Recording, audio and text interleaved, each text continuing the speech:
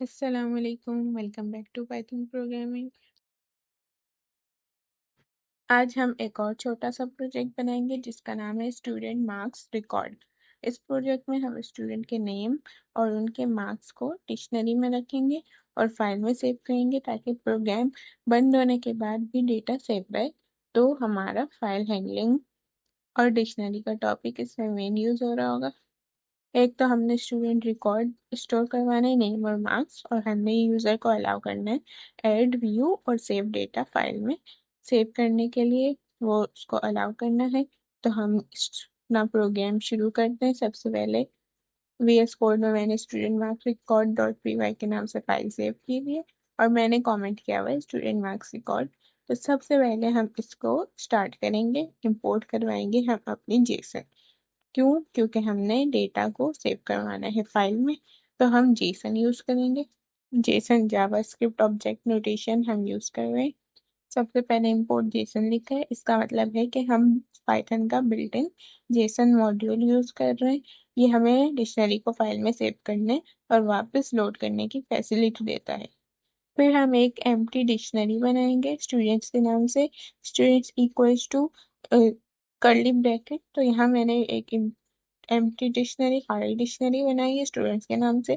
अब ये खाली है, लेकिन जैसे ही हम कोई स्टूडेंट ऐड करेंगे उसके नाम के बनाएंगे, उसके नाम और की बनाएंगे, तो हमें उसके मार्क्स और वैल्यू की वैल्यू पेयर बन जाएगा, यानी मार्क्स और जो नाम है वो उनका की वैल्यू पेयर बन जाएंगे। तो हम जितने ऐड कराते रहेंगे वो इस डिक्शनरी में ऐड हो जाएंगे। तो सबसे पहले हम लोग अब फंक्शंस बनाते हैं, फंक्शंस डिफाइन करते हैं। हमें क्या क्या चाहिए, ऐड करवाना है स्टूडेंट को, व्यू करवाना है हमारे पास जो भी सेव है स्टूडेंट वो, और हमें सेव टू फाइल का ऑप्शन भी देना है ताकि यूजर सेव कर सके, और फाइल से लोड करना है वापस ताकि हमारे पास डेटा लोड हो गया है और हम उसको व्यू कर सके। तो मैं चारों फंक्शन बनाती हूँ और फिर उसको एक्सप्लेन करती हूँ। ये अब मैंने चारों फंक्शन जो है बना लिए हैं। सबसे पहले जो है एड स्टूडेंट के नाम से फंक्शन डिफाइन किया है। इसमें नेम और मार्क्स मैंने जो दो पैरामीटर्स दिए हैं, जब हम इस फंक्शन को कॉल करेंगे और कोई नाम और मार्क्स देंगे तो डिक्शनरी में एक न्यू एंट्री ऐड हो जाएगी। कैसे, हमने लिखा है स्टूडेंट नेम, यानी ये जो हमारे पास स्क्वायर ब्रैकेट में नेम है ये हमारे पास की है, इक्वल्स टू मार्क, ये उसकी मार्क्स वैल्यू है। तो ये नेम और मार्क्स जो है की वैल्यू पेयर की तरह ऐड हो जाएंगे।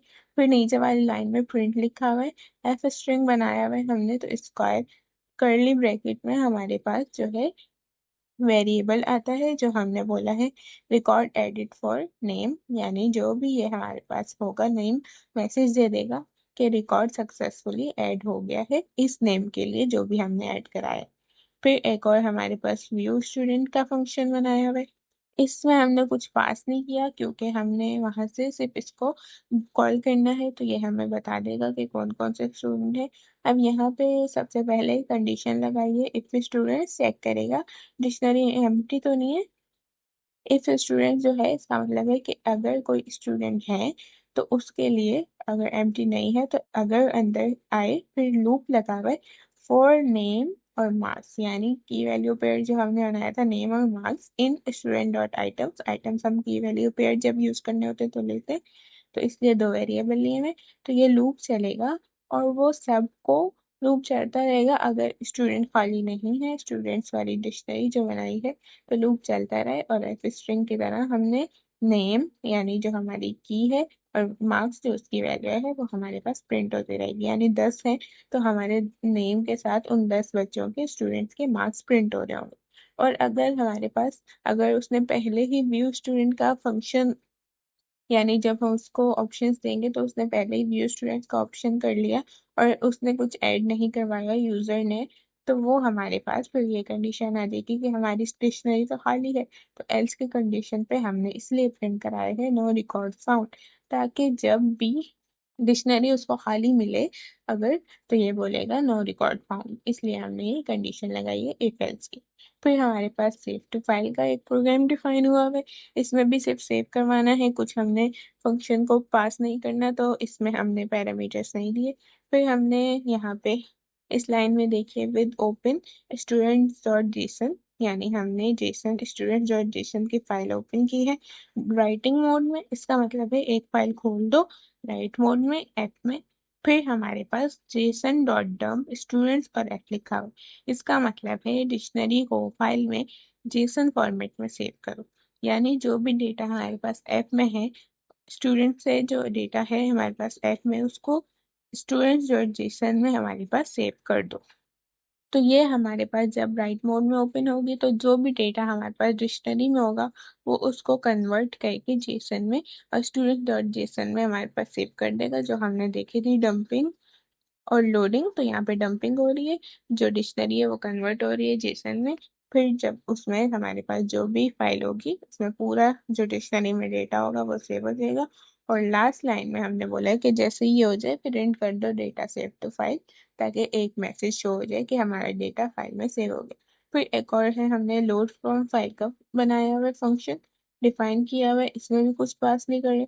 फिर यहाँ पे एक है ग्लोबल स्टूडेंट्स, सबसे पहले ग्लोबल स्टूडेंट्स लिखा है ताकि फंक्शन के अंदर भी डिक्शनरी मॉडिफाई हो सके।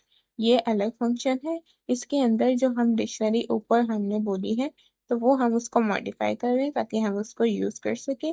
फिर हमने आगे ट्राई एक्सेप्ट ब्लॉक लगाया। अब हमने राइटिंग तो कर ली फाइल में, अब हम उसको रीडिंग मोड में ओपन कर रहे हैं। लेकिन अगर कोई हमने राइट ही नहीं की और डायरेक्ट रीडिंग मोड में ओपन करें तो हमारे पास एरर आ सकता है। इसलिए अगर उसने पहले ही फाइल से लोडिंग का फंक्शन जो है उसने ऑप्शन चूज कर लिया तो यहाँ पे एरर आएगा। इसलिए हम ट्राई और एक्सेप्ट ब्लॉक से उसको हम कैच कर रहे हैं ताकि हमारे पास प्रोग्राम हमारा एंड ना हो, क्रैश ना हो, चलता रहे। तो हमने पर्सनलाइज मैसेज इसमें शो किया है। ट्राई में हमने अपना कोड लिखा है यहाँ पे जेसन, और स्टूडेंट्स डॉट जेसन वाली फाइल जिसमें हम राइटिंग करा रहे हैं उसी को रीडिंग मोड में ओपन कर रहे हैं। फिर हमने बोला है अब इसको लोड करो स्टूडेंट्स में, तो जेसन डॉट लोड। अगर फाइल यहाँ पे एग्जिस्ट करती है तो जेसन डॉट लोड एफ जो है यूज करके फाइल का डेटा वापस डिक्शनरी में वापस लोड हो जाता है। जेसन फाइल है तो उससे लोड करने के लिए डॉट लोड यूज करते हैं, तो वो वापस डिक्शनरी में लोड हो जाता है। इसलिए अभी हमने ऊपर ग्लोबल स्टूडेंट्स लिखा है ताकि यही डेटा जब स्टूडेंट्स में आएगा तो वो उसी डिक्शनरी में जाए वापस जो हमने ऊपर खाली डिफाइन की थी। फिर यहाँ पे हमने प्रिंट कराया कि डेटा लोडेड फ्रॉम फाइल, यानी एक तरह से हमारा डेटा फाइल से वापस लोड हो गया। जब हम प्रोग्राम बंद करके दोबारा ओपन करेंगे तो ये सबसे पहले हमारे पास लोड कर देगा डेटा को फाइल से, जो भी फाइल में डेटा होगा। और एक्सेप्ट में हमने हैंडल किया फाइल नॉट फाउंड एरर। ये अगर फाइल ही फाउंड नहीं हुई यानी डायरेक्ट रीडिंग करा ली और उसमें कुछ भी नहीं हुआ, फाइल बनी भी नहीं है, तो ये हमें प्रिंट करा देगा नो प्रीवियस रिकॉर्ड्स फाउंड। तो ये मैसेज आएगा जब फाइल एग्जिस्ट नहीं करेगी। ये हमारे पास file not found error except block चलेगा और बोलेगा कि हमारे पास कोई प्रीवियस रिकॉर्ड नहीं मिला, ये प्रिंट हो जाएगा हमारे पास। फिर हमारा मेन प्रोग्राम यहाँ पे स्टार्ट हो रहा है। अब हम सबसे पहले इसमें लिखेंगे लोड फ्रॉम फाइल का फंक्शन कॉल करें। क्यों करें? ताकि हमारा प्रोग्राम स्टार्ट होते ही पहले से सेव रिकॉर्ड को लोड करवा कर ले, तो जैसे ही हमारा डेटा लोड हो जाएगा फाइल से तो हम उसको आगे यूज करेंगे। अब हमने लूप लगाना है, उसको कुछ मेन्यू शो कराएंगे लेकिन हम चाहते हैं कि बार बार शो करवाता रहे जब तक यूजर खुद एग्जिट ना करना चाहे। यानी ऐड स्टूडेंट और उसमें व्यू स्टूडेंट का फंक्शन रखेंगे और हम सेव और एग्जिट का रखते हैं। तो मैं यहाँ पे इनफाइनाइट लूप लगा रही हूँ ताकि वाइल ट्रू लगा देते हैं। वाइल ट्रू लगाया है तो ये एक इनफाइनाइट लूप है जो हमारा प्रोग्राम चलता रहेगा जब तक खुद जो है यूजर एग्जिट ऑप्शन चूज ना करे। तो एक तरह ये और डायनामिक बन गया हमारे पास। और इसमें प्रिंट करवा लेते हैं। सबसे पहले प्रिंट में स्टूडेंट मार्क्स रिकॉर्ड, फिर एक और प्रिंट में वन ऑप्शन में एड स्टूडेंट, फिर प्रिंट टू में व्यू ऑल स्टूडेंट्स, फिर थर्ड ऑप्शन देते हैं सेव और एग्जिट का, यानी सेव करे और एग्जिट कर दे। तो यहाँ पे जो थर्ड कंडीशन जब चूज होगी तभी उसमें हम ब्रेक लगाएंगे ताकि इनफाइनाइट लूप हमारा ब्रेक हो किसी कंडीशन पे। और नीचे मेन्यू में प्रिंट लगाया है तो उसको तीन ऑप्शन दे देगा पूरा मेन्यू में लूप के अंदर। तो ये लूप चलता रहेगा जब तक वो एग्जिट वाला ऑप्शन चूज नहीं करेगा। तीन वो ऑप्शंस उसको हमने दे दिए मेन्यू में।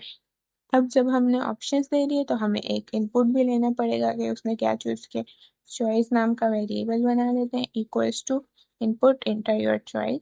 अब हमने यूजर से इनपुट ले रहे हैं कि वो कौन सा चूज करना चाहता है ऑप्शन।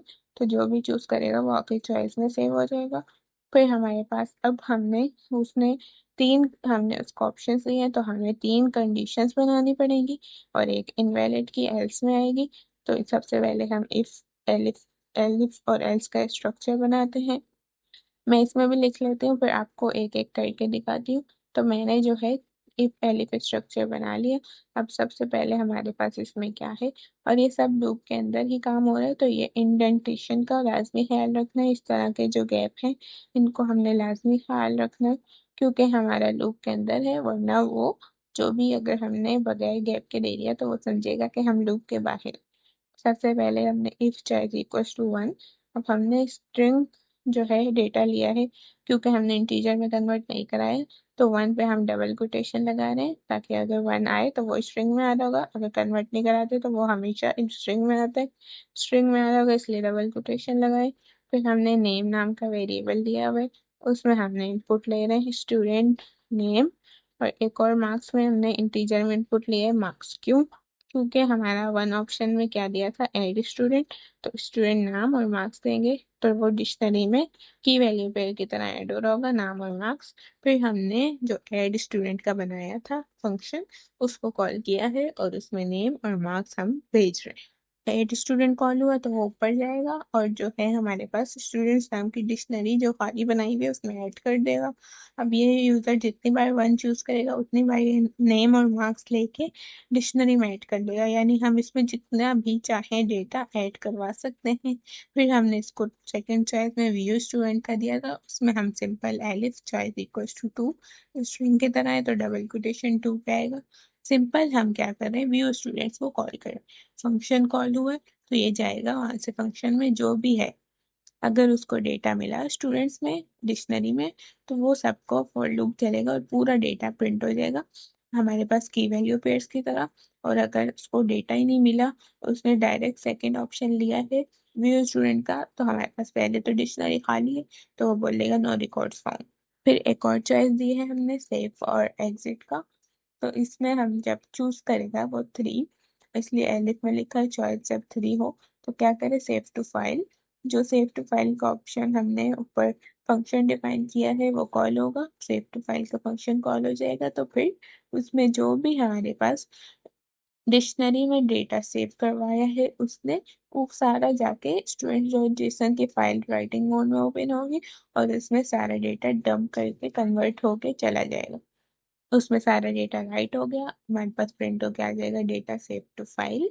और हमारे पास अगले बार प्रिंट होगा एग्जिटिंग, यानी हमारा डेटा जो भी हमने प्रोग्राम लिखा सेव और एग्जिट चूज किया, सेव हो गया डेटा, वो प्रिंट कर दिया उसने डेटा सेव टू फाइल। फिर एग्जिटिंग चूज हमारे पास प्रिंट होगा।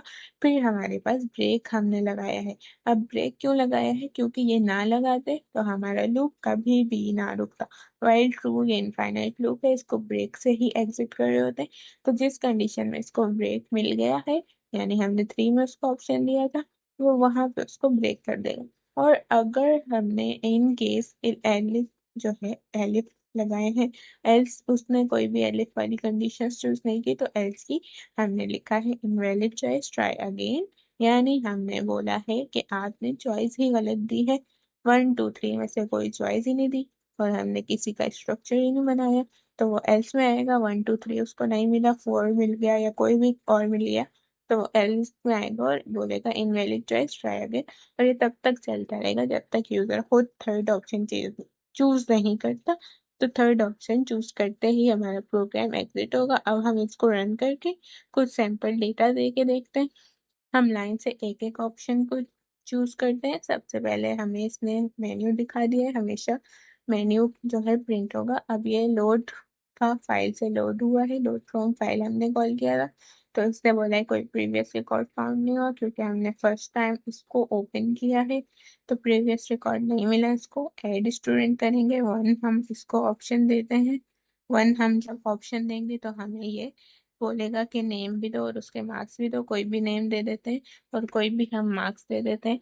अब इसने जाके हमें प्रिंट कर दिया रिकॉर्ड एडिट और जो भी नेम हमने दिया था उसके लिए रिकॉर्ड ऐड कर दिया, और दोबारा हमारे पास क्योंकि लूप है तो ये दोबारा हमसे मांग रहा है, हम इसको सेकंड बोलते हैं, व्यू स्टूडेंट्स कराते हैं।